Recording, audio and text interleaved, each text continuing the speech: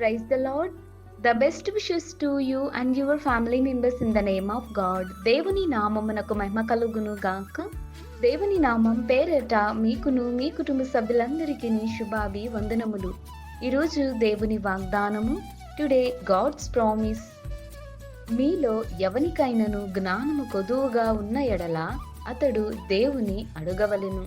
యాకోబు రాసిన పత్రిక 1వ అధ్యాయం 5వ వచనం. If any of you lacks knowledge, let him ask God. The book of James chapter 1 verses 5. క్రీస్తునందు ప్రియమైన సహోదరి సహోదరులారా, ఈ శ్రేష్టమైన ఉదయకాల సమయంలోనూ ప్రభుని యేసుక్రీస్తు వారు తన పరిశుద్ధమైన వాక్కు ద్వారా దేవుని యొక్క జ్ఞానమును గూర్చి దేవుడు ప్రతి ఒక్కరితోనూ యాకోబు భక్తుని ద్వారా దేవుడు ఇశ్రాయేలీయులందరితో తెలియచేస్తున్నాడండి. దేవుని గూర్చి మాటలు తెలియచేస్తున్నాడు.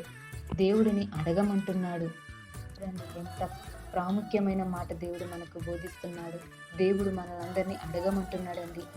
ఎవరికైనా జ్ఞానము కొదువగా ఉన్న ఎడల అతడు దేవుని అడగవలెనని దేవుడు మాట్లాడుతున్నాడు. చూడండి ఎంత చక్కని మాట దేవుడు తెలియచేస్తున్నాడు. కనుక ఎవరైతే మారు మనసు కలిగి ఉండాలనుకుంటున్నారు, ఎవరైతే మంచి జ్ఞానము కావాలని, కుటుంబాలను కట్టుకునే జ్ఞానము, సంఘాన్ని కట్టుకునే జ్ఞానము, కుటుంబ జీవితాలను మార్చుకునే జ్ఞానము, దేవుని యొక్క దైవిక జ్ఞానమును మనం పొందుకునే వారంగా ఉండాలని దేవునికి మనం ప్రార్థనలు చేసుకోవాలండి.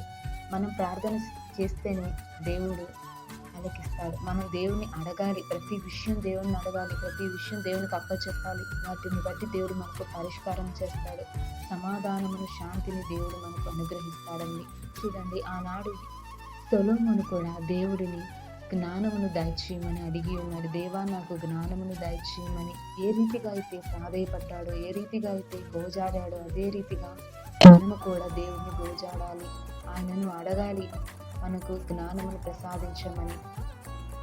అటులను మనం తక్కువ జ్ఞానం కలిగి ఉంటే దేవుని అడుగుదాం. దేవుని యొక్క ప్రేమను మనం తెలుసుకుందాం. దేవుని యొక్క జ్ఞానాన్ని మనము ప్రతి ఒక్కరు కూడా మనమంతా పొందుకొని ఉండునుగాక. ప్రార్థన.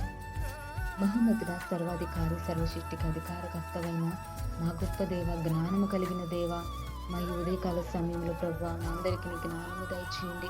ప్రభువా, మీలో ఎవరికైనా జ్ఞానం కొదువుగా ఉన్న ఎడల వారిని అడగమని నీవే మాట్లాడుతున్నావు కదా ప్రభువా.